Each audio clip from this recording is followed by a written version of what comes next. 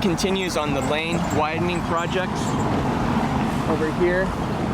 Also, off on La Cienega, they're going to do the same thing. Once this place is open, it should be quite accommodating.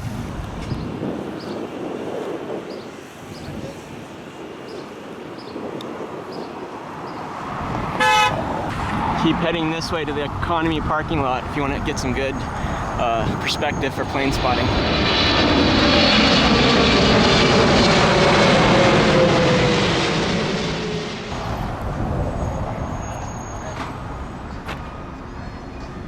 The Arco station still is hanging by a thread. Looks like a bomb went off here on the roadway, but they're still open. Here's a better angle. You can see how much wider this road will be once the project here is completed.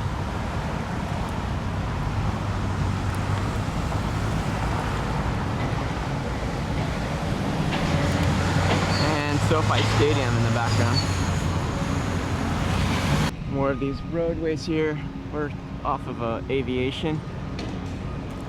See, still a ways to go here to get this all cleaned up for the rental car center. And from the ConRAC station on the People Mover over here, ITF East.